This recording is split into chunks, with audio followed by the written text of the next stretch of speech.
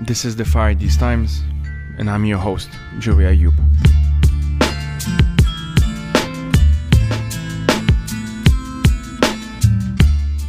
In this third season, we will be exploring internationalist solidarity, prefigurative politics, solar punk, and how to tackle some of the most pressing challenges of our times.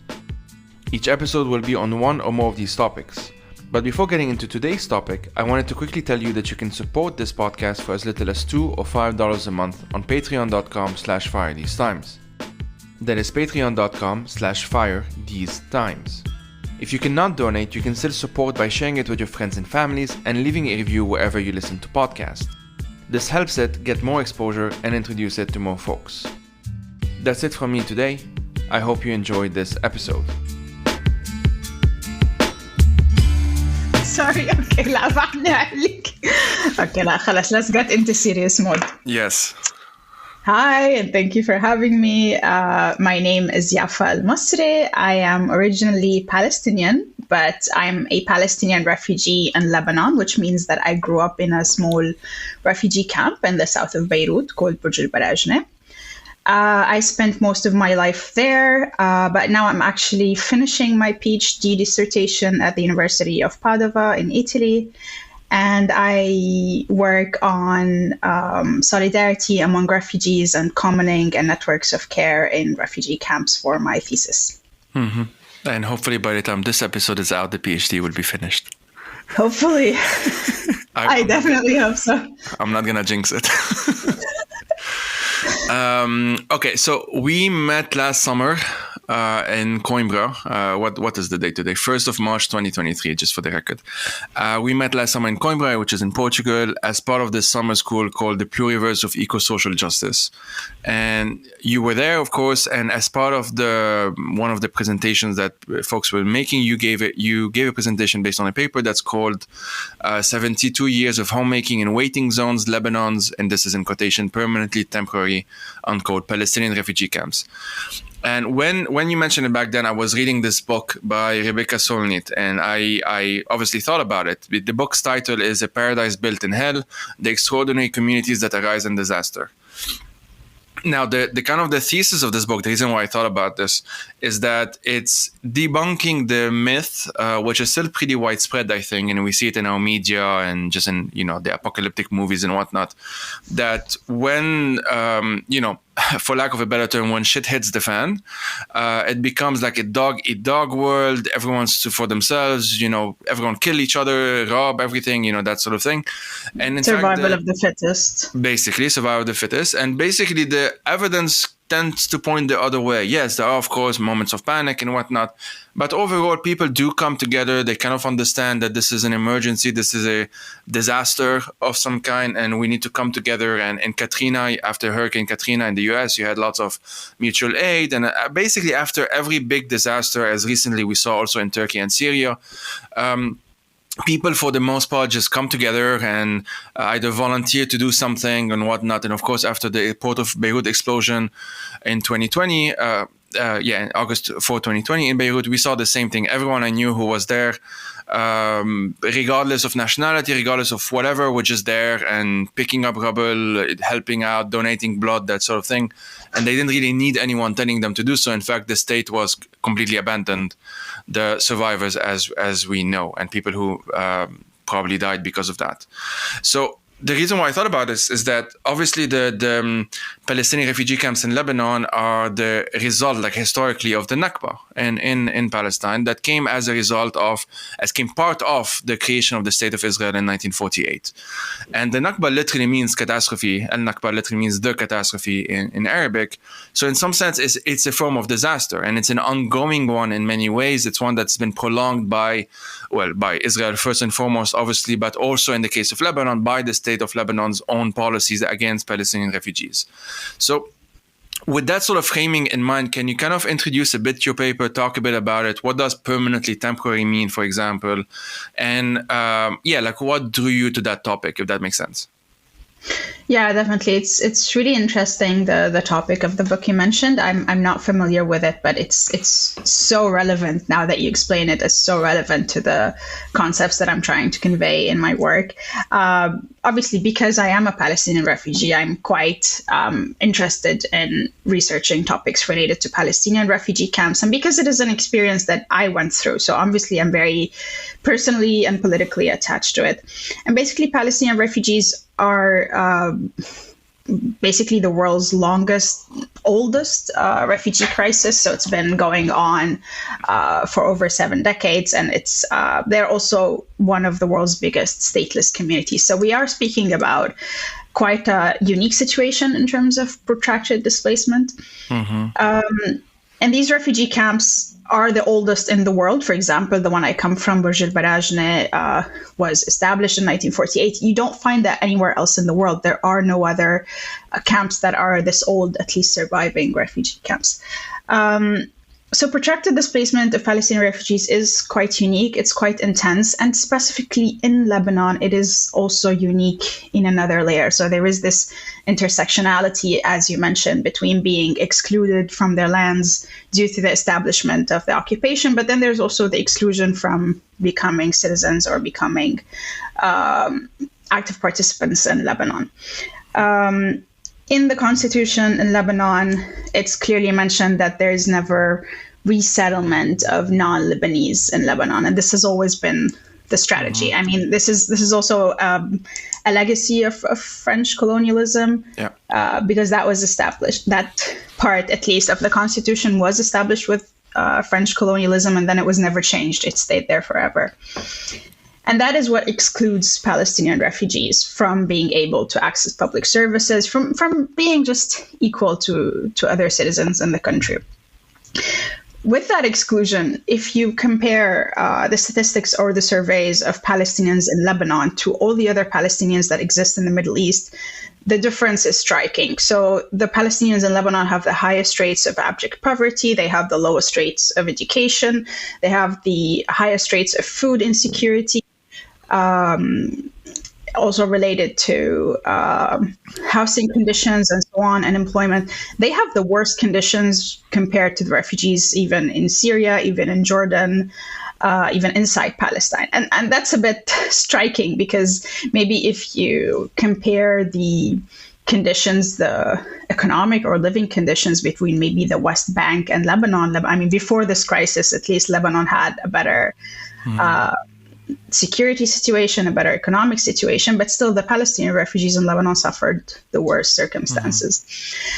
So the problem here is that we have this double exclusion, and you have this population that is now in Lebanon. I mean, it's estimated between 200,000 to 500,000. We don't know, because there are no clear statistics. Last time that Lebanon had a census was under French mandate. So it was like in the 30s. It was in the 30s. There was no census after that. That's crazy. But that's also extended to the Palestinian population, that we don't have a clear census.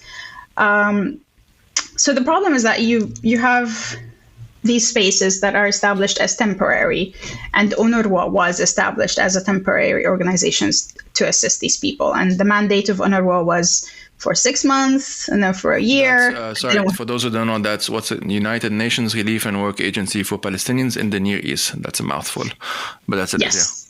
Yeah, and it is also one of the oldest organizations of the United Nations, and it's quite unique because there is no other United Nations organization that serves only one group of people. But because it was meant to be temporary, 6 months, 1 year, 2 year, and then here we are, 75 years later. So I mean, it says a lot that.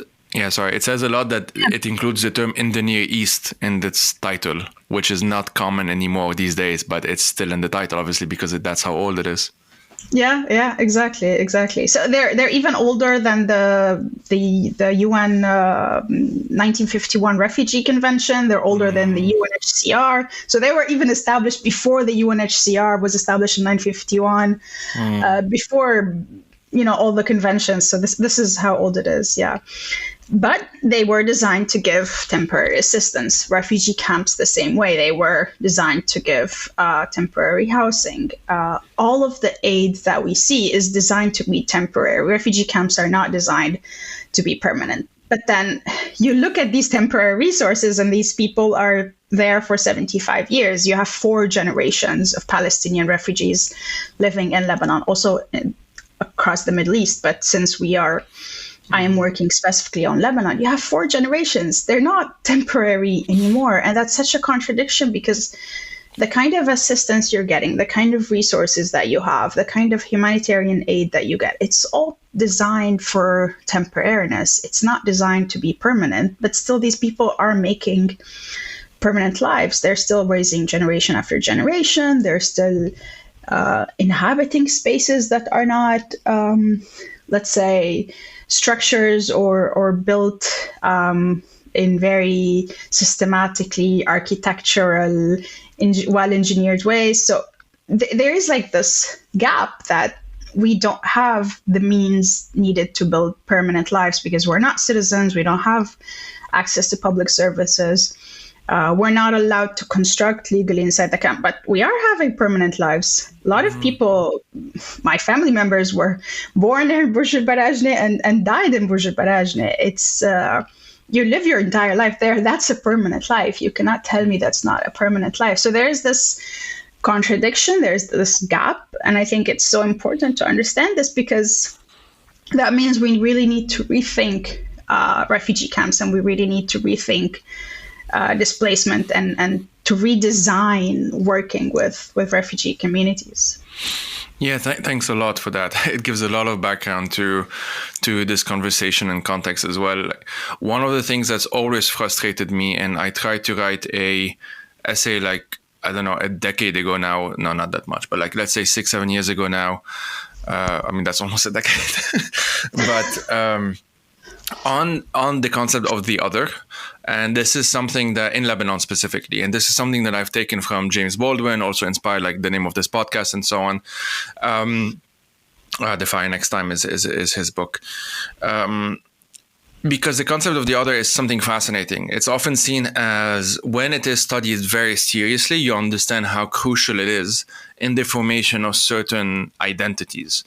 And in many ways, any identity includes an other. Now, the other doesn't have to be a hostile thing. It just means that, oh, you're not from here. It can just be that, a descriptive rather than something that is inherently negative. But in context of Lebanon, you mentioned how old it is for the refugee crisis, quote unquote, 1948, barely like 5 years after Lebanon officially declared independence, and then de facto independence after the Second World War. And so basically as old as Lebanon, effectively. And this is something that it's very concerning to me. I've been doing what you might call Lebanese studies, for lack of a better term, for way too many years now for my own mental health. But it's something that's so core to the idea of a Lebanon, and yet at the same time not talked about as often as you would. It's categorized separately. You will have like specific studies on, let's say, refugee studies. Then, okay, they go to the camps in Lebanon and they do specific studies in whatnot. And those can be very interesting, very fascinating, don't get me wrong. But it's not often the case. And when it is, it's very notable because it's very uncommon. And this is across 3 languages, English, French, and Arabic, that you will have a study of Lebanon as a political idea that includes or that integrates this other, quote unquote. And that's very bizarre, because it kind of leaves out a very, like, if you're just doing a basic, I'm going to gather all of the data that I can, and I'm going to study all of that data and reach a certain conclusion, the scientific methodology, let's say, it's kind of odd not to include a significant percentage of the population that's as old as the rest of the population as far as citizenship goes, in terms of like you became Lebanese in 40s, whatever. And especially that Lebanon is the country that hosts the highest percentage of refugees in the world. So according to the UNHCR, Lebanon has the highest. There's like, I don't remember. I think it's 1 out of 5 people or 2 out of 5 people in Lebanon are refugees. So that's the highest percentage on the planet. For that country to have that, it's very strange. And you see, the reason why we're bringing it up in this context is that when we talk even about the concept of sectarianism in Lebanon, which it's not going to be the main topic of this conversation because I've done this too many times, but it is important to bring up because most Palestinian refugees in Lebanon happen to be Sunni Muslims. And in Lebanon, sectarianism is a huge thing. The reason why my grandfather, who was, and I'll mention this more later, who was born in Haifa and raised in Haifa and met my grandmother in Haifa, she was herself, she still is with us, Italian. The reason why they moved to Lebanon and in the 50s, moved to Lebanon is because of the Nakba, but then in the 50s, they became Lebanese citizens is because my grandfather was a Christian. And this was part of the politics of the 50s at the time, on the Shamoun and so on. So this is like, it's not a detail in the story. I grew up not knowing that we are part Palestinian. I had no idea until the age of 16. But I'll mention that in a bit. I keep on teasing it and not talking about it. But the reason why it's so crucial to talk about it in terms of sectarianism is because in the calculation of the politicians who want to maintain the system as it is, they say so. They use those terms explicitly. Gibran Bassil infamously, a good friend of the podcast, infamously mentioned like some years ago that he is in favor of Lebanese women passing on the nationality, because that's still not allowed in Lebanon, to their spouse and to their children, as long as you exclude specifically Syrians and Palestinians. Like they cannot do it, make it into law, because there's no way of doing so without very explicitly discriminating, and so they just don't do it at all. And it's such a core component of everything. Like I took part in the uprisings in 2015 and 2019, and there were Palestinian refugees, friends of mine, who were among us. They were just there. There was nothing distinctive, quote unquote, about them, with the exception of a few who flew the flag, the Palestinian flag. But for the most part, they were just like other, Beirutis or Tripolitans. I don't know how to say someone from Tripoli in English. Someone from the north, someone from the south, or whatever. And because what happens in Lebanon directly impacts them. Like they are part of that country. Like if the economy changed, they're changing. If the laws change, their life is like they're living there. It's crazy that they're not considered like they have rights, or that they are part of the country. Exactly, and this because it's so it's rendered invisible in many ways. Like we talk about it, people know, but like you don't make it too. And Palestinian friends who were there kind of felt it, and Syrian friends the same for that matter. But like kind of felt it that like don't make yourself too visible.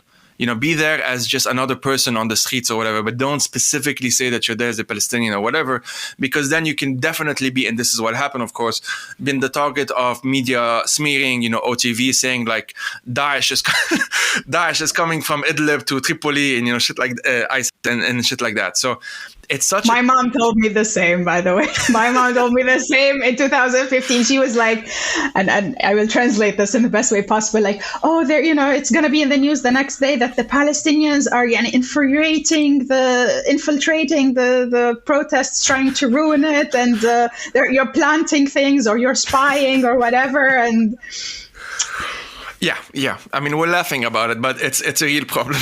It's a real problem. Okay, let me. I wanted to ask the question about home and whatnot, but it's an awkward transition. I'll ask it in a bit. I'll mention the background that my own background, and the reason why it's relevant to this conversation. I mentioned it a few times on the podcast, but not that frequently, because for the most part I don't know how to talk about it, and I still struggle to talk about it. But as I said, I didn't know we were Palestinians until the age of 16, 17, and the reason why I knew, it's actually funny. It's a ridiculous story, but it's kind of funny at the same time, and probably sad also, as we say. But basically, we were doing a genealogy thing for school, like a school project.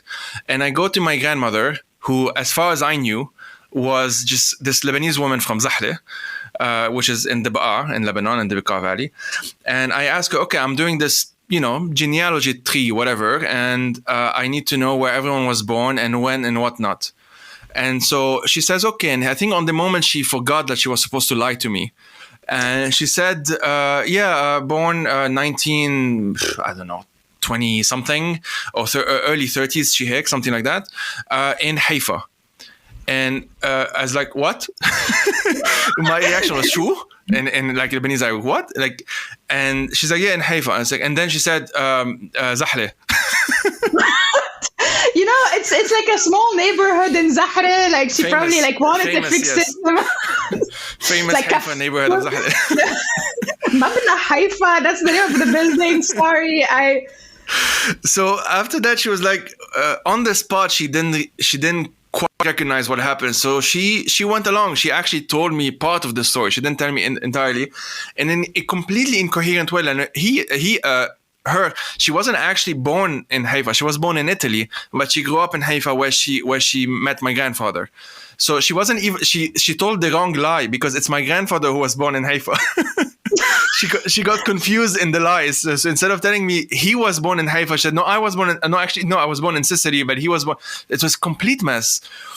Long story short, like after a number of years of like poking and prodding and asking some questions here and there, and then at one point my father got his aunt, so my grandmother's sister, he got her drunk apparently one evening and whatnot, and so she spilled the beans and she started talking about this entire story. And the story is, yes, my grandmother, we have suspicion that she might have been Jewish growing up because she was with the wave of Jews that went from southern Italy to Palestine at the time, during the Holocaust, essentially, or just before the Holocaust, I mean. And so she met my grandfather in Haifa at some point. Then they moved to Lebanon in 1948. We know that it happened during the Nakba. And probably to kind of simplify their lives or whatnot, they said that they are both Lebanese Christians. Not to say that they are one Palestinian Jew and one Palestinian Christian who moved to Lebanon and now have to deal with like refugee status or whatever. So they both said that they're Lebanese Christians. And that's the story that they maintained until my grandmother accidentally said that the wrong birthplace, basically. And so I remember once we went with school, we went to a road trip to Zahle, and my grandfather telling me, hey, you're going to meet our relatives and whatnot. And so I went to Zahle because I had never gone there, thinking that because there are ayoubs from Zahle, like there's a family there. Thinking that I'm going to meet relatives, and whatnot. And I was telling friends in the bus, like, yeah, we're going back to where my grandfather's from and whatnot. I didn't know anyone. No one was there. There wasn't anyone to talk to. It was just there. My grandfather thought that I would just forget maybe or something. So when I came back home, I told him like there was no one. What are you talking about? He said, oh, maybe they were busy. So this is crazy. Yeah, but I honestly think it's not. So the fact that it's so ridiculous might be very specific, but the story itself of rendering things invisible is not uncommon in Lebanon. And a lot of the formation of the nation state itself has been basically erase everything that you were before this artificial date, basically. Don't talk about how maybe your grandfather was Turkish or maybe your aunt was Armenian. Armenian is different, but like don't talk about these kinds of identities because khalas, the state has been created and now you're just one of those 18 accepted boxes and just don't have a 19th because that our brains will break if you do that. And so it's at the core of the concept of the nation state formation in Lebanon and the formation of sectarianism. The reason why sectarianism was even prolonged to this day, a good part of it is because if you don't have sectarianism, you have to quote unquote deal with the Palestinian question or with the refugee question. Because without sectarianism, then there's no boogeyman to say, well, if you naturalize them, you'll have 200,000 more Sunni voters and whatnot, because that's the only thing that matters in the logic of sectarian calculation.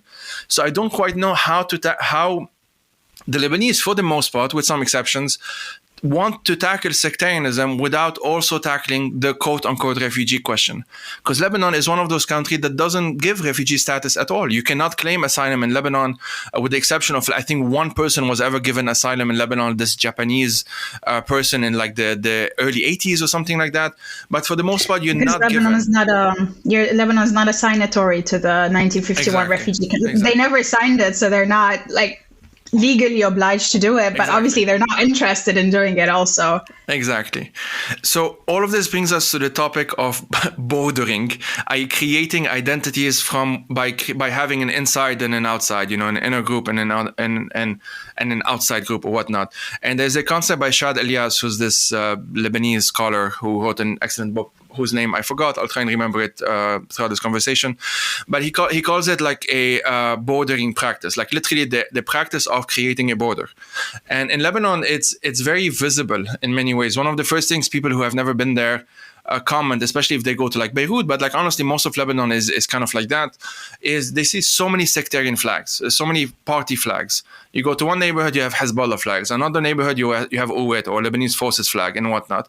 And sometimes this is the only reference you have to actually know that you're now in a different part of Beirut, because like most of Beirut kind of looks the same in terms of building architecture and whatnot. But those are the ways that you now know, oh, I have entered quote unquote a Hezbollah area, or I have entered a Kataib area, or a Falangist area, or whatever. And I remember this very clearly because once I was just walking in Beirut, because I did not grow up in Beirut, so I wanted to discover the city and whatnot. And at one point, I walked into what I think was Burj El Barajneh. I just can't remember on the spot.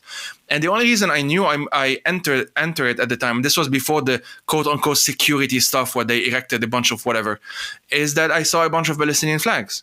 And that's like, oh, I'm here now. I didn't know. I was just walking. I had this thing of walking aimlessly around Beirut. And I just remember feeling it in my body because like by then, and this was around the time I discovered that we were partly Palestinians as well. But I had been primed, I feel like, after, I don't know, a decade and a half of growing up, not really at home. At home, they didn't really talk about Palestinians, probably part of the taboo, but at school. Because I went to like a very homogeneous Catholic school in the mountains and whatnot. And I was sort of primed to feel like, oh, I have entered a different space. This is no longer Lebanon, or this is no longer Beirut, or this is no longer whatever. And none of this was conscious. This was completely inherited fears and biases and whatnot, which obviously in my case also internalized because it was meant also to distance myself from part of my own identity. And so I wanted to, with all of this, and I feel like I spoke for too long, but like, what do you see the relationship between creating borders and, bordering, if we might call it that way, and the actual topic of this conversation, homemaking? Like, what's the relation between those two? Yeah, it was really interesting, everything you said. I just feel like I want to like reflect a bit because you did mention the idea of the other and the othering and creating the other. And there's also this really interesting work by Sujuk, and he also he emphasizes the other, but like in terms of displacement and refugees and specifically refugee camps. And he says that states always need to establish the necessary other through refugees or refugee camps in a way, because they kind of emphasize to the citizen how much you need me as a state. So point of view as state, it's kind of implying to its citizens, oh, well, this is what happens to people who abandon their state, who go against their state, who withdraw from their state, who upset their state. They get dismissed, and look at the bad stuff that happens to them. They live a humiliated life. So it's, in a way, it's creating discipline for citizens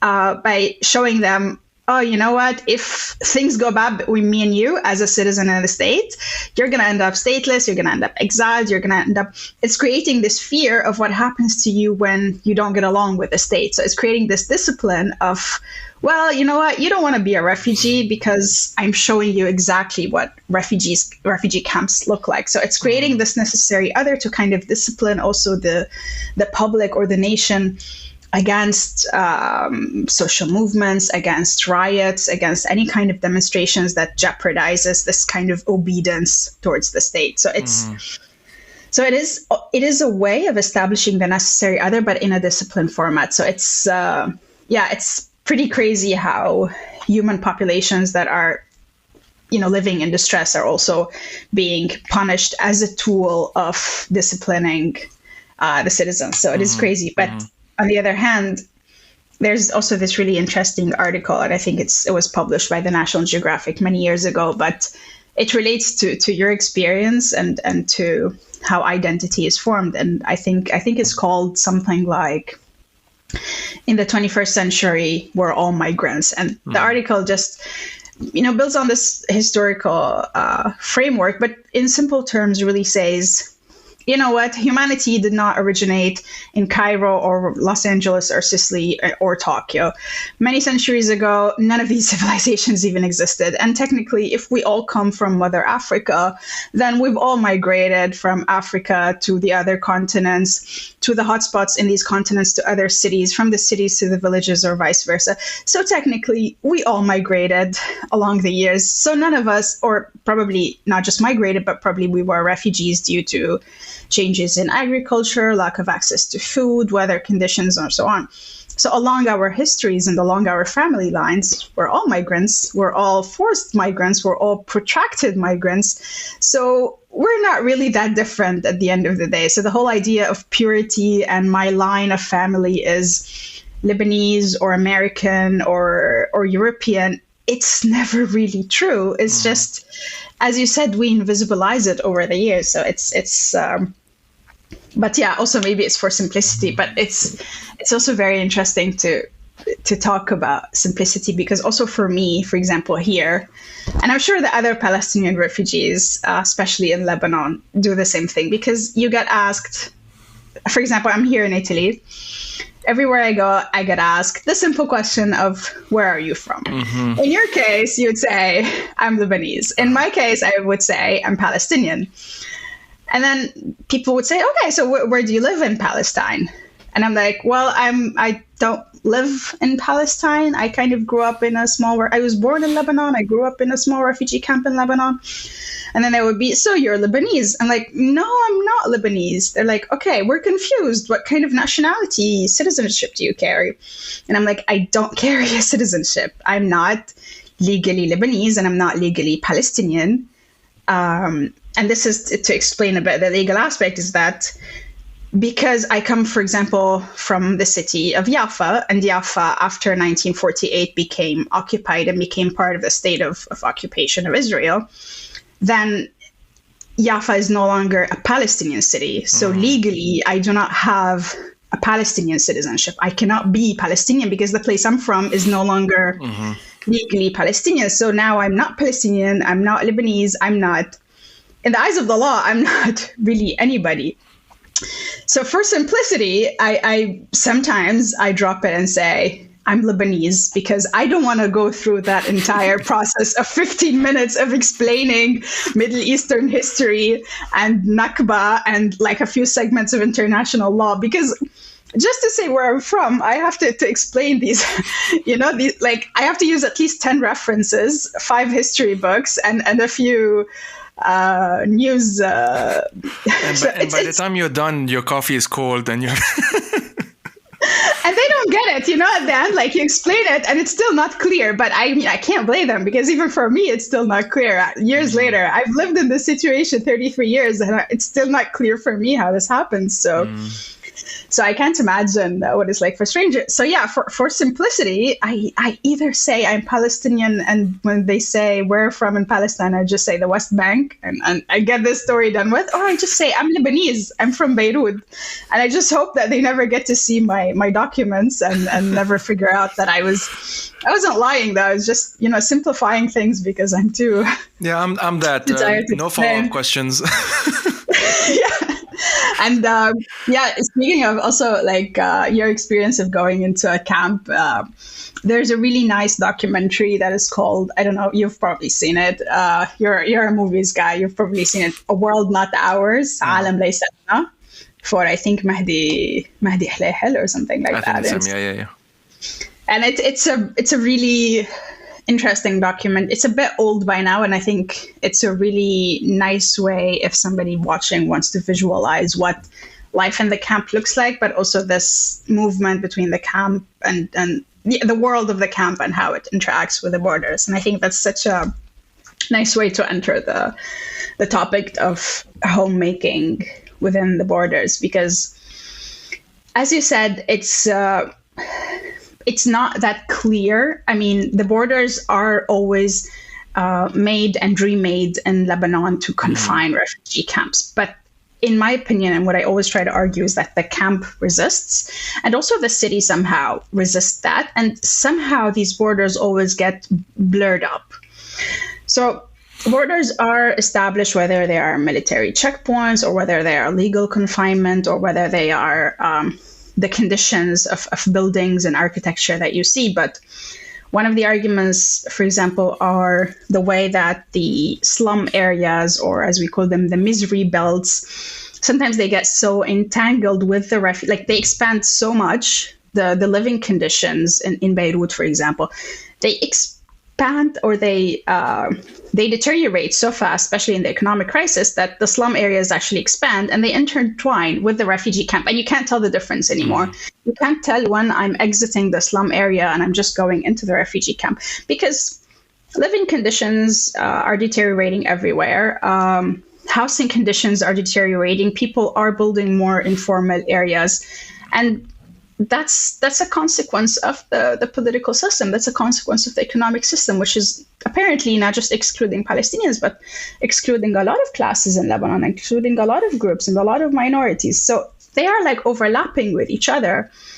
All of these people that are abandoned by the state, whether they're citizens or not, they're overlapping in their living conditions that those borders are not really that clear anymore. And one of the things that I try to focus on is the different ways that the camp resists, but also in a very subtle way. So, for example, in one of the papers, I try to focus on how the Palestinian refugees or the camp interacts with other refugees or other minorities in the city. And I think this is a bit of a common knowledge. People who live in Lebanon always see that Palestinian refugee camps are not just a resident for Palestinian refugees, but a lot of people who are low income or underprivileged, or even migrants or domestic helpers who need to have cheaper housing, who don't have access to the very expensive housing of Beirut. And so instead they move to live into the camp because life is cheaper there. And nobody tells you in the camp, no, you cannot rent here or you cannot have this house because you're not a Palestinian refugee. Nobody cares, because here we're all refugees, we're all excluded, we're all the ugly duckling of the city. So you have, for example, a large number of Syrian refugees also that live in Palestinian refugee camps, and there's really great papers done by Elena Fedaiin Qasmi, and she works on this refugee to refugee humanitarianism and how with all of these waves of Syrian refugees, for example, a lot of them were just being hosted in Palestinian refugee camps, given housing, given emergency aid by refugees themselves, not by humanitarian aid. And this was especially important when we had the closing of the borders in the face of Syrian refugees, which was crazy because the crisis in Syria didn't end. But we decided in Lebanon that the crisis ended and we don't need anymore to take in Syrian refugees. So let's close the border. And you know why this is crazy? Because technically they closed the borders first in the face of Palestinian Syrians. So Syrians were still allowed to enter, but Palestinian refugees that come from refugee camps in Syria, they were not allowed to enter. And this is crazy because they were fleeing exactly the same war. The war is happening in Syria and it's happening to both of them. So it's not logical that you say, no, you as Palestinians, you're safe in Syria, but the Syrians are not safe. So and it took another year and a half to block it for everybody, which was also such a crazy action, not just because we're blocking safe entry of humans that are under threat, but also because obviously that didn't work. That never works. And I think if there is something that we have to learn from humanitarian crisis is that blocking entry of humans only makes the crisis worse, because if the violence didn't end, people are still going to be crossing, whether in safe ways or not in safe ways. What is it going to take to make us understand that people are fleeing life-threatening events? Whether you close the borders or not, they're still going to have to flee. So of course they're going to flee in unauthorized manner. And because people were fleeing in unauthorized manner, they were ending up in Palestinian refugee camps because this is the place where they cannot be scrutinized or captured by the government. So that's why also Palestinian refugee camps were hosting a lot of Syrian refugees, and it became kind of this welcoming space for them. But for example, one of the issues that I wrote a paper about was when I was trying to study how Palestinian refugees were handling the pandemic. I did this field work. I was staying there for a while. I spent part of the pandemic there, and I was trying to observe how people are establishing commons, how they're creating solidarity, because we were second-class beneficiaries of healthcare during the pandemic, because obviously we don't have equal access to public healthcare in Lebanon, but in the pandemic, things got worse, and we definitely had second-class access to everything. And so there were all of these structures that were done in a grassroots manner between people, whether it's crowdfunding, whether it's food sharing, to try to respond a little bit to the impact of the pandemic. So there was this medical center that was established in Burj El Barajneh camp, where they were treating for free people who were infected, helping them quarantine, providing them with food, but also caring for them, especially those who didn't have someone to care for them. And there was like this quarantine facility, and there was medical volunteers and nurses and so on. And when I went there, to my surprise, I saw very few Palestinian refugees. I saw Syrian refugees that were undocumented, so they were afraid of going to any medical facility outside the camp because they were afraid of getting deported. I saw domestic helpers or domestic employees. Domestic workers, yeah. Exactly. That had earlier fled their employers or had problems with their employers, and so they lost their visa, or they're working in the black market, and they're also afraid of getting caught. So they caught the virus, and they're afraid to go into any hospital. They're afraid to go into any doctor or any clinic because, they might get a treatment, but then they're going to get deported. So they actually came to Burj El Barajneh to receive treatment. And it was like this way of showing how much the camp is actually porous, how much the camp expands, how much the camp welcomes people, especially people who are abandoned by the city, how much is connected to the city, but also how much it is a space of rescue, which is, I think it contradicts a lot with the idea that we present of the camp in Lebanon as dangerous, as unsafe, as a bad place. And it really it helps people a bit understand that it's also a welcoming space. It's also a space of support. It's also a space of rescue. It's a safe haven for many people who are often abandoned by the state in life-threatening manner. Mm-hmm. Yeah, it's literally that. It's a safe haven, like from the perspective of, to use that example of the camp, it's the rest of the country that is hostile, that is dangerous. If anything, to paraphrase your mom, I think a lot of, probably most Palestinians in Lebanon are fully aware of the limitations and the how visible can one be. I think of this example. I had given it in that essay actually.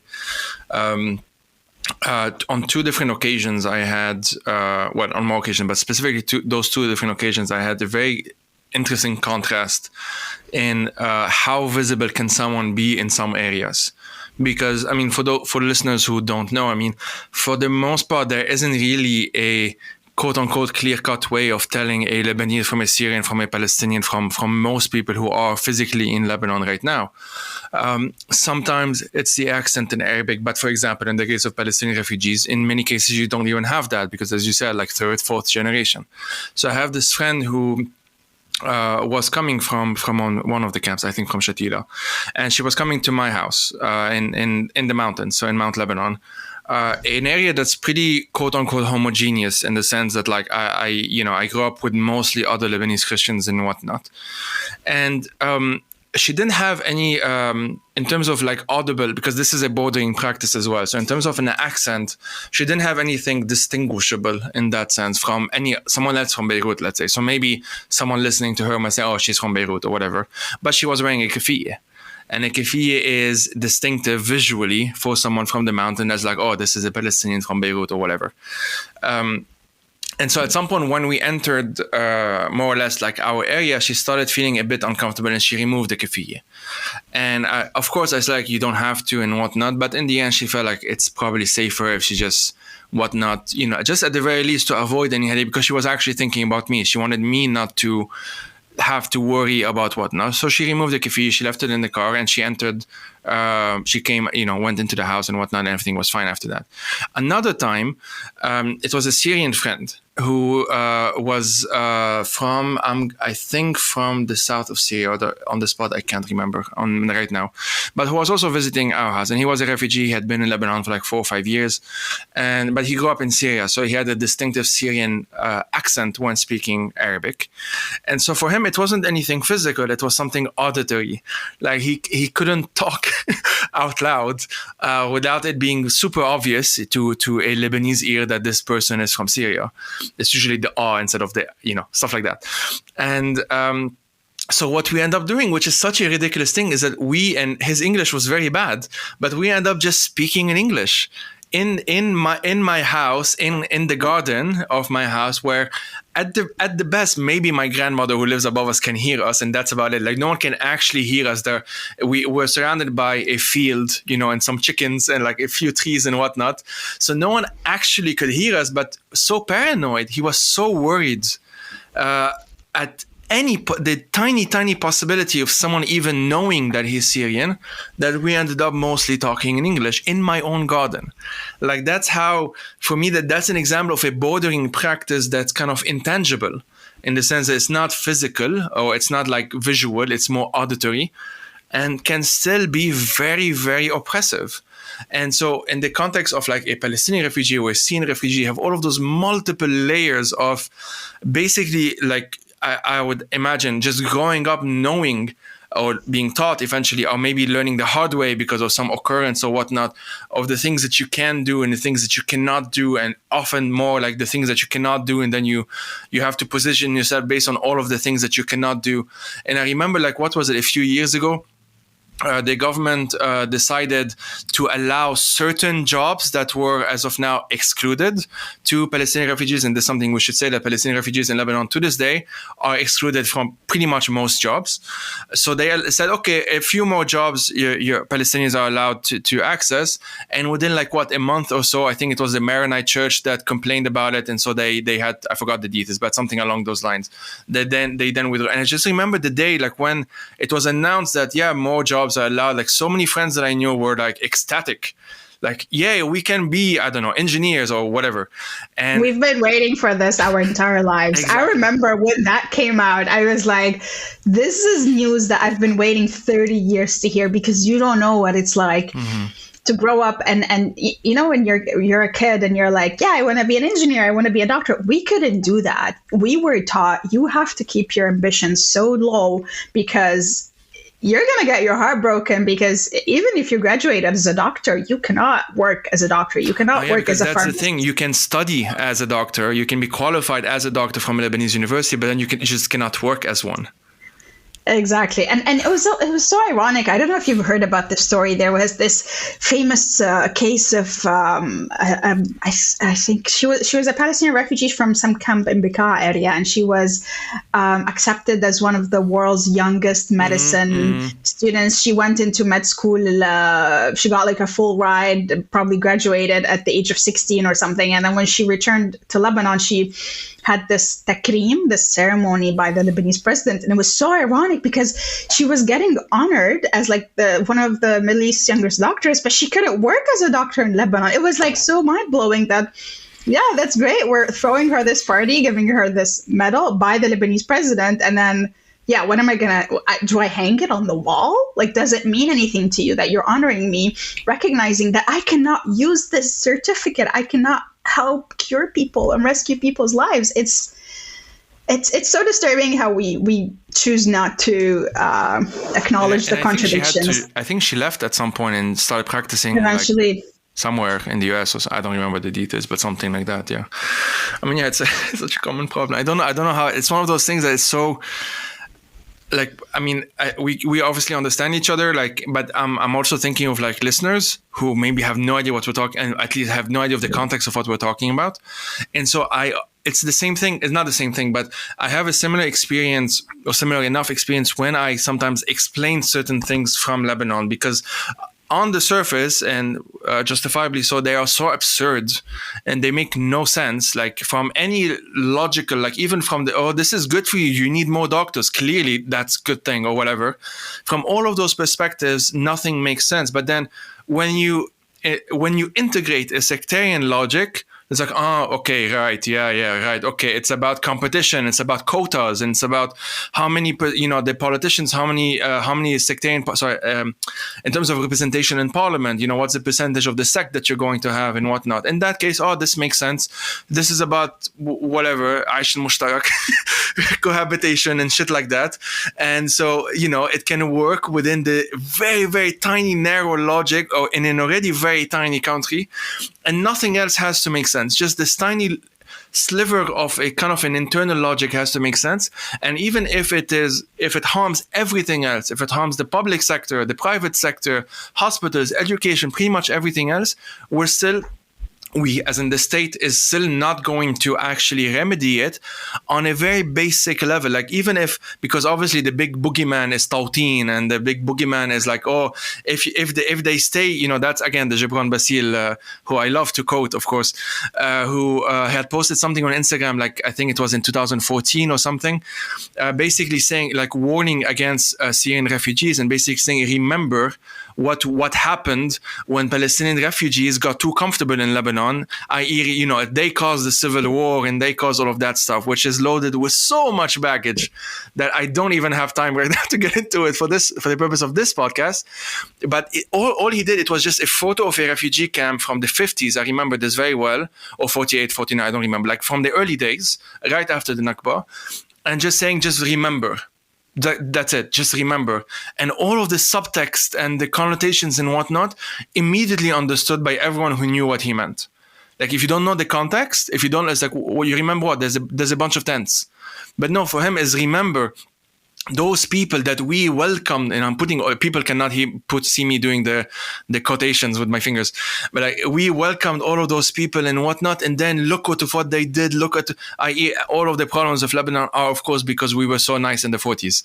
And it's such an amazing, again, in quotation, it's such an absurd and ridiculous statement that in many ways it works because it's so absurd and ridiculous, because it requires a divorce from reality from the people who still believe these things, that they need one another to kind of have this mutually assured delusion, as I call it. Like they have to mutually reinforce one another's fear or hatred or whatnot of the other, their conceptualization of the other, which almost always has nothing to do with anyone actually existing. Because in order for the other to remain in other, you need to not talk to people, you need to not meet them, you need to not know who they are, how they talk, oh, they actually talk like us, none of these things, all of these things, there has to be this bordering practice. Most of the time invisible, like it's not always a line on the map, although sometimes it is in the case of confinement and whatnot. But most of the time it's just there. You just need to know growing up, don't go there. That's it. You don't need to know anything else. You don't need to be given any kind of information about a camp, let's say. You just need to be told growing up, just don't go there. This is literally what I heard growing up. And if you don't know better, or if you're not lucky like me and you end up meeting folks at some point in Beirut and then you did your studies and whatnot, this can just become an embodied thing. You may intellectually know that this is wrong. You may have read the book or may have, reasoned your way out of this, like this is clearly not good. But even like in your body, it stays in the sense that you know which areas you can go or you should go. And you know which areas, there might be more risks, quote unquote, if you go, because you've been told that your entire life. And this ends up becoming like a de facto bordering practice that people end up doing without even thinking about it. Like it's part of the makeup, it's part of the wallpaper of Lebanon that I knew. For example, when I was 16 or 17, there were a couple of Syrian workers that came to our house to work on the garden or something like that, because the house was pretty middle class. And I just knew immediately those guys are not Lebanese. That's it. Nothing was said. No one talked to me. I just heard them speak, It was just there. It was kind of like in the background. It's like almost in the ether. Like, it's like, a non-Lebanese has entered the room, it's something like that. And it's amazing that none of this involved a thought. Like I never was actually told explicitly, we hate these people, or these people are not like us, or whatnot. But it was more like, hey, it's a vibe. It's something that you just know growing up somewhere. Oh, this person isn't from here, or whatnot. And therefore, you can be nice, you can talk nice, but be careful. Keep it in back. You just stay on your toes, or whatever. I'm thinking in Arabic here. Like, keep your expression, keep your guards up, that sort of thing. And this is a bordering practice at the end of the day. And it ends up kind of reinforcing everything we've been talking about, because even in sites of protests, even among activists, even among whatnot, you will have people like Lebanese people specifically who, maybe privately are completely fine with refugee rights and all of that stuff, but are say like, oh, this is too complicated. We cannot deal with this now. We can't have Palestinians among protesters who are too visibly Palestinian. Sure, they can come, but like don't tell anyone. Just be a body on the street, but don't physically, don't express yourself in a quote unquote non-Lebanese way or whatnot. And as I said, I was one of the organizers of the 2015 uprising, and this was never said out loud. Like, it wasn't explicitly said, but it was almost like, heck, it was understood. It was kind of, again, it was part of the. I don't know how to explain it to listeners, but growing up in that context, it's like so much of the language is completely wordless. You don't need to say anything. It's body language and some visual cues and some maybe auditory cues and whatnot. And somehow we formed an entire, whatever you want to call it, based like that. At the very least, it's reinforced by those things. Yeah, I don't know if you had some thoughts on that. I feel like I spoke for too long.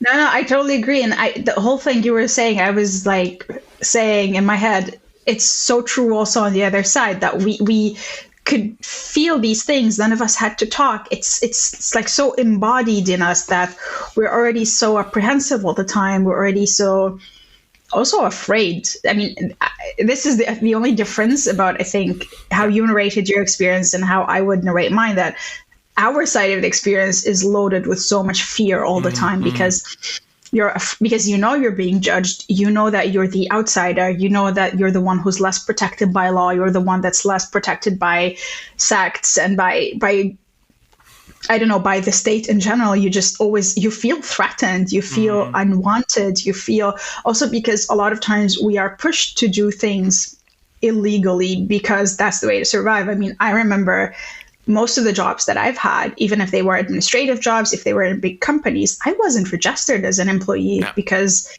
I wasn't legally allowed to work in these jobs, at least. They were like administrative jobs in procurement and accounting, but I wasn't allowed to do them. So I was always like afraid. I could be let go any day. I could be, if we get a surprise inspection, I was always afraid of upsetting my employer, because if anything happened, I couldn't sue them. They could fire me for some reason, for no reason.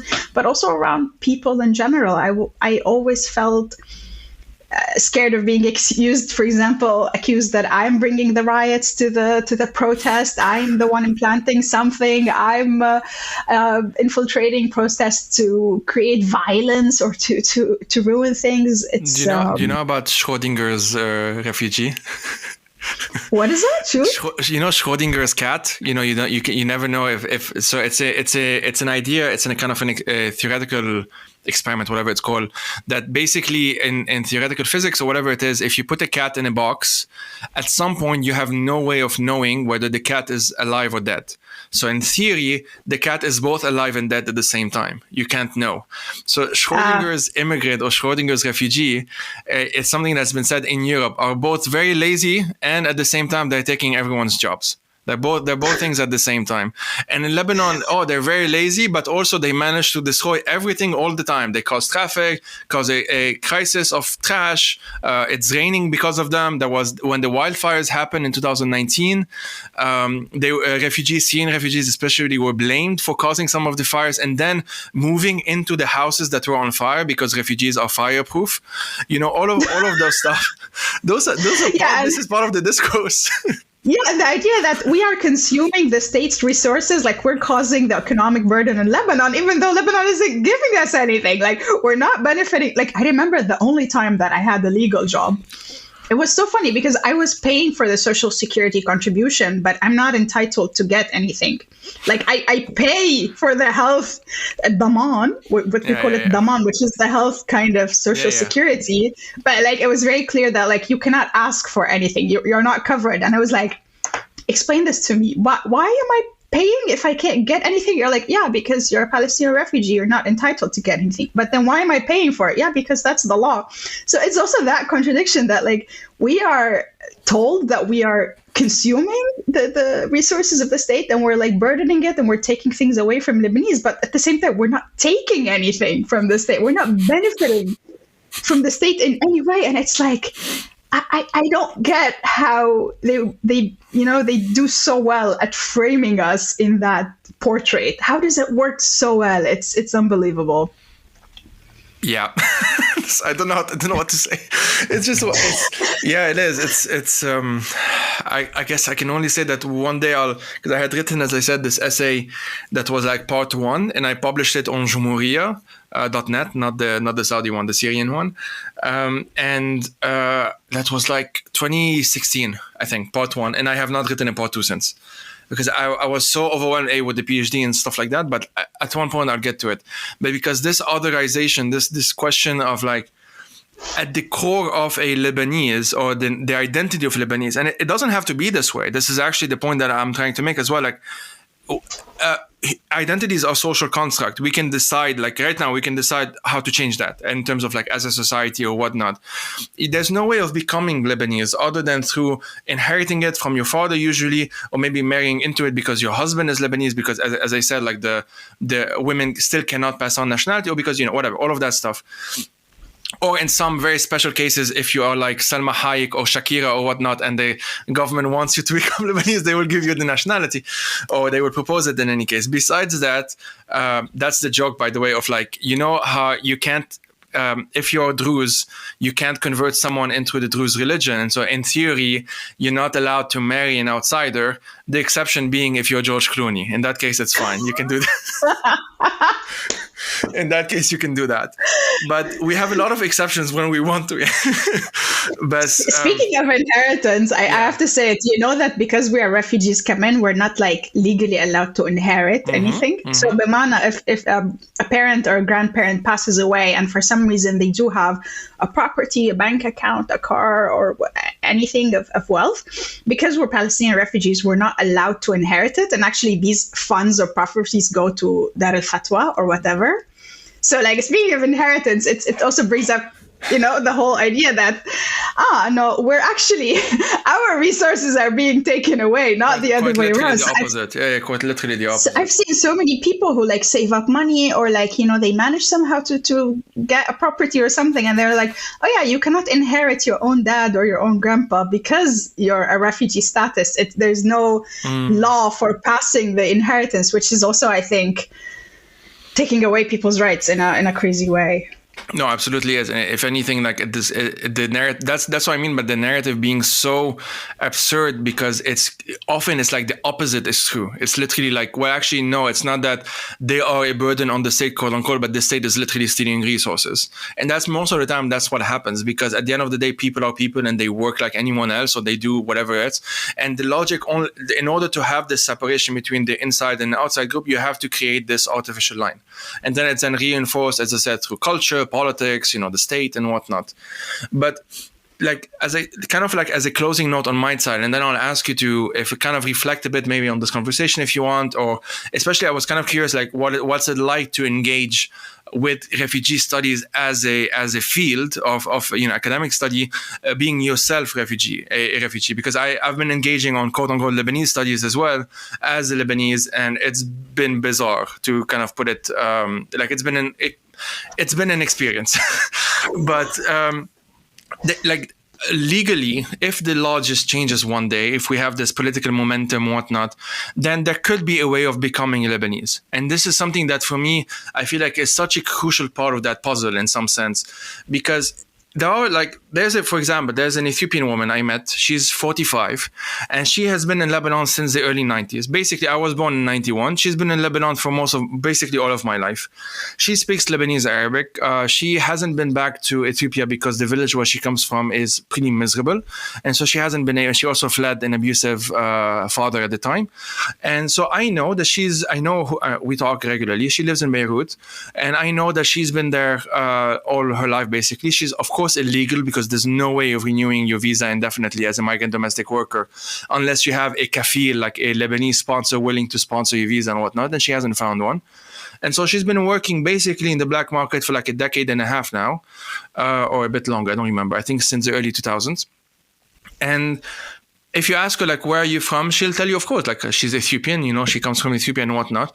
And there is no legal way for her to one day say, I'm also Lebanese, like, I'm a Lebanese Ethiopian. There's no legal way. The only way this is legally possible is if your father is Lebanese and your mother is Ethiopian. They get married, usually outside of Lebanon, and the kid is now Lebanese Ethiopian, is allowed to claim both nationalities. There are folks who are like that, of course. They tend to be in the minority because, for obvious reason, growing up in Lebanon is so difficult that they end up just growing up outside of Lebanon.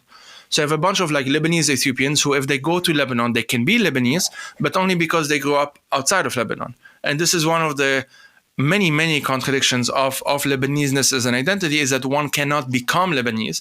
But of course, a Lebanese who leaves Lebanon can become American, can become Italian, can become Argentinian, which is my case, can become all of that stuff because we're special.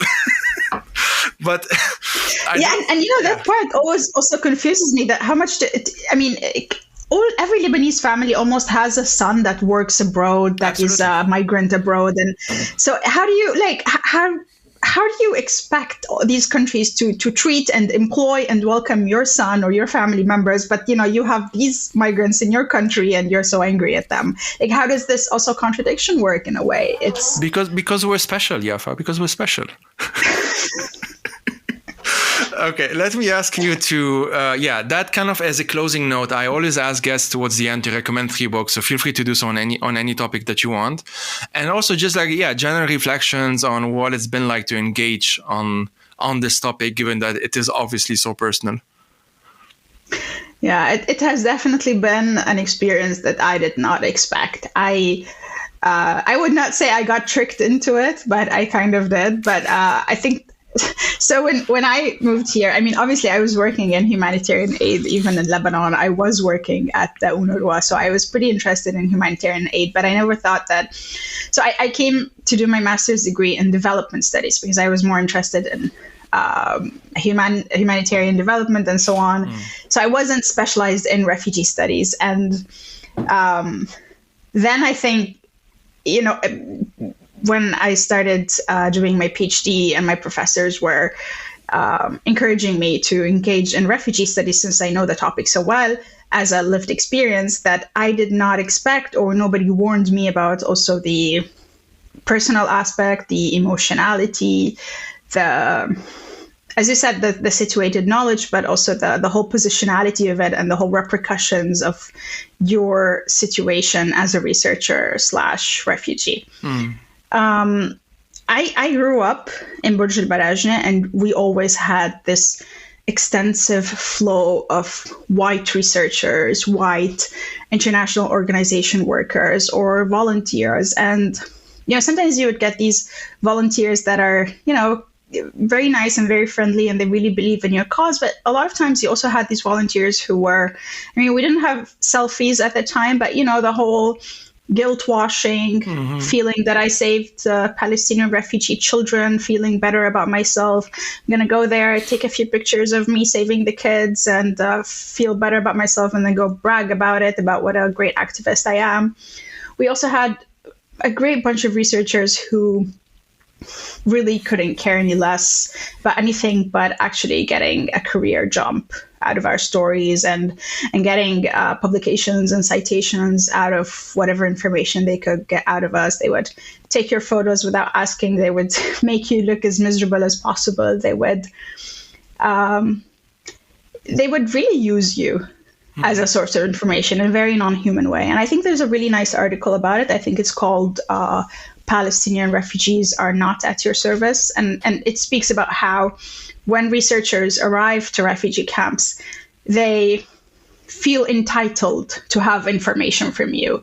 And you should feel grateful that there are researchers who are coming to tell your story to the world and work towards someday, somehow, maybe in a million years, we don't know, maybe improving your life through their publications somehow. So they feel entitled. They feel that they have the right to come into your home. They have the right to have your story. They have the right that you share with them your intimate life, your personal life. And I think they often don't have enough respect for our privacy. Being a refugee means that you should always be available to have your photo taken and your life exposed and your details shared with the public. And that's just not okay. And I think there's also another article that's really interesting. It's called The Problem of Over-Researched Communities. And it's specifically about Shatila refugee camp. And it's about what happens when you have this big flow of researchers coming. One, it builds expectations that you think, oh my God, there's research being done. Khalas, tomorrow there's going to be a project or a program that's going to fix this problem that they're researching. And then it brings disappointment because these researchers, they come, they give you this hope, and then nothing happens. They go away and you don't know what they did with the information that they got. You don't know what kind of papers they published. You don't know if they said good or bad stuff about you. And you never see them again. And you end up feeling used. And it just brings so much disappointment to the community that the community doesn't trust research anymore. So I think me being on that end was really stressful in a way, because I lived the experience of being under the interview and being under the lens. And I've seen these white researchers and I've seen how research works. And I did not want to be that. I did not want to do that to people. So it was very hard. Also, there's this really nice text by Dominguez. I think it's called For a Politics of Love and Rescue.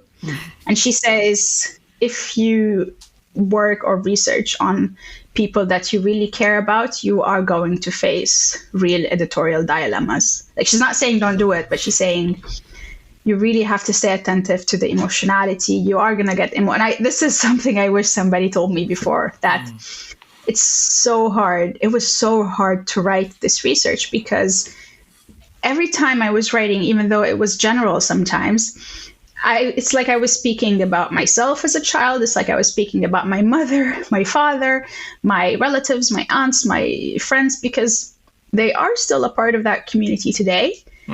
They are still going through these things. And you also have to think of how privileged you are now, since you have departed from that situation and you've become that privileged researcher that comes on a research trip and gets a career jump out of publishing someone's story. That it's not a good feeling. Definitely, it's a very complex experience. And I would love to say that I have discovered a way to work around dealing with emotionality and dealing with this complex positionality, but I haven't. And if anybody's listening to the podcast and has a solution, please do drop us a message and tell us that you find the right way to deal with working on research and the community you come from, especially if it's a community that's still fighting and struggling and you've just disconnected yourself a bit from that struggle, at least geographically. It's a very complex position, especially in refugee studies. It just made me think of, again, experiences are not the same, and I don't want to compare necessarily. But when I was living in Edinburgh, I went to therapy. And at some point, of course, the topic of the PhD came up. And it's like, so what's your PhD on? And I said, well, it's on hauntings and temporalities in post-war Lebanese cinema. I got used to repeating the title a number of times. And so she said, hauntings, what is hauntings? I said, okay, hauntology, Derrida, Mark Fisher, blah, blah, blah, all of that stuff. I started explaining Jalal Toufi as well, and a bunch of different other theorists and academics. And then at some point, and this is why I stuck with that therapist, because I feel like she got it. She said like, so you're studying ghosts. I was like, yeah, I guess I'm studying ghosts. And so she said like, do you know why you're studying ghosts? And I was like, oh. I was like, I just had this realization that, oh, right. And we had this like very basic Freudian moment or whatever, like, oh, the thing that you're studying is actually yourself and all of that stuff. And of course, like there's still a need to have a degree of objectivity. So it's like, it's not a memoir or whatnot.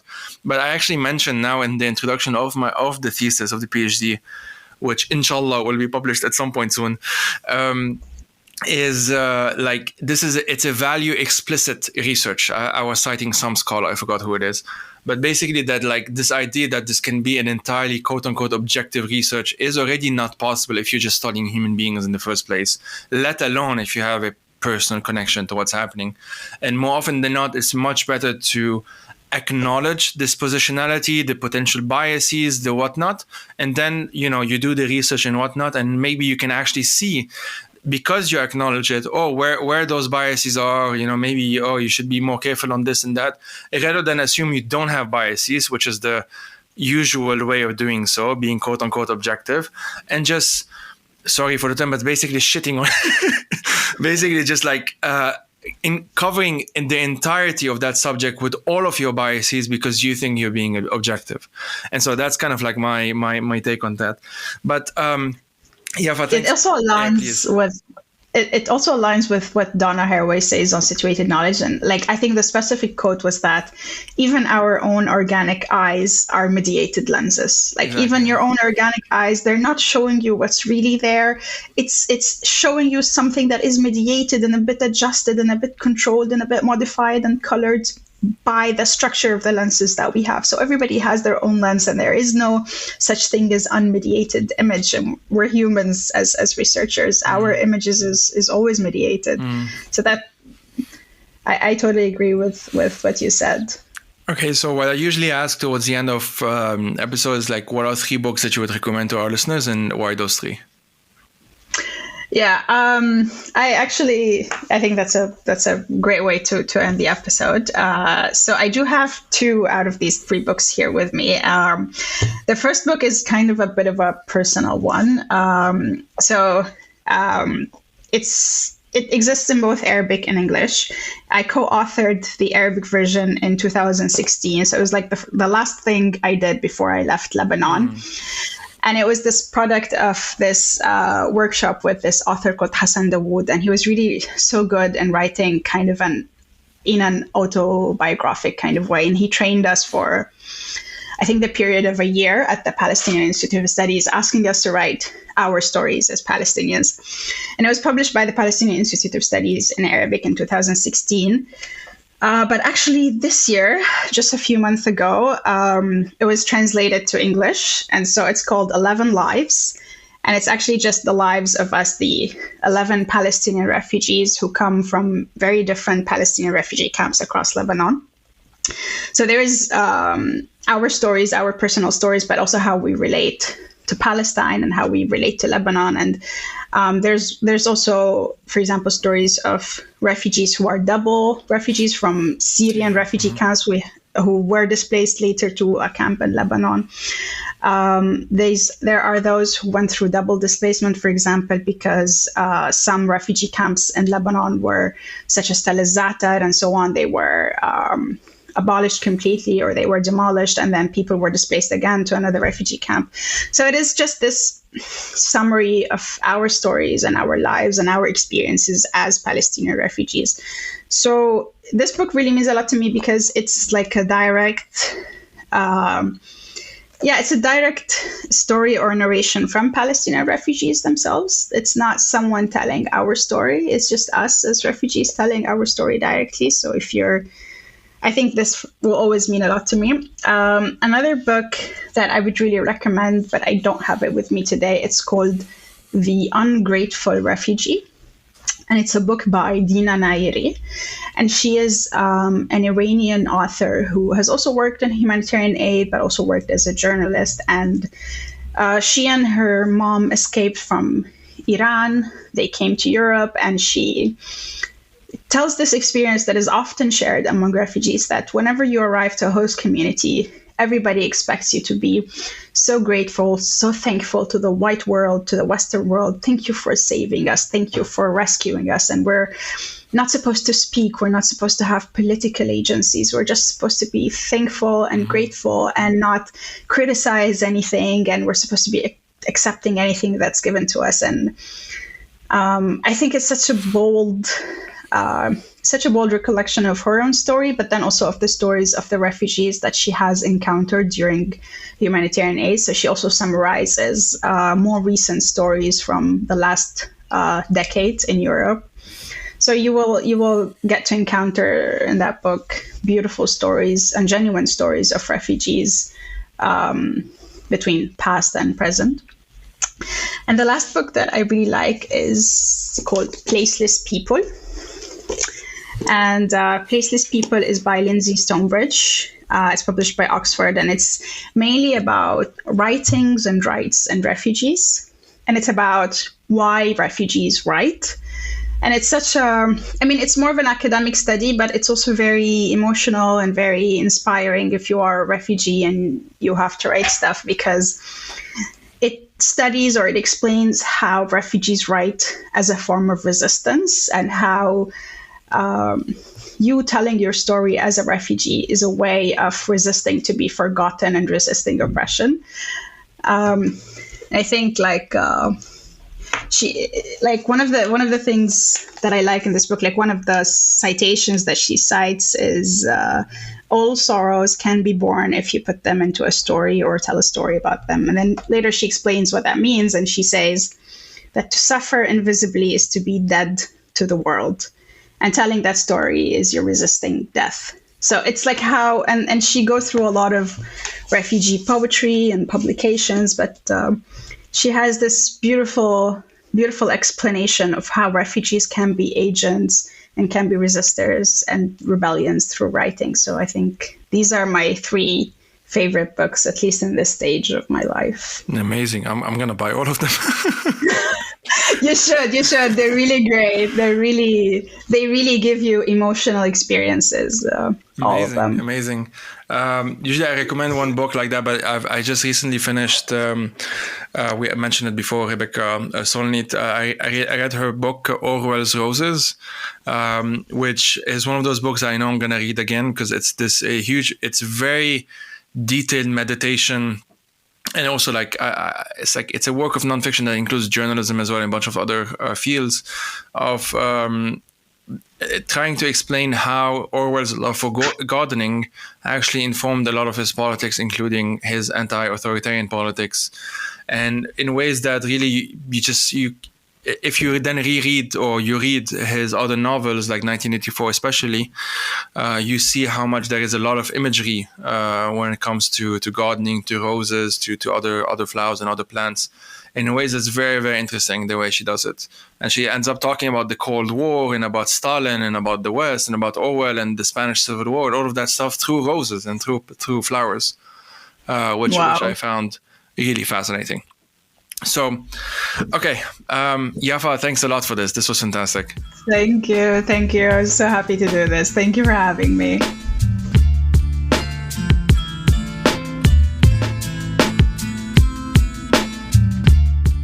The Fire These Times is hosted by myself, Joey Ayoub. I am also its producer, researcher, writer, and sound editor. If you want to help turn this project into a full-time job, please head out to patreon.com/firethesetimes to support it. These episodes are part of a bigger project which includes resources, a newsletter, and eventually YouTube video essays as well. As always, thank you for listening and take care.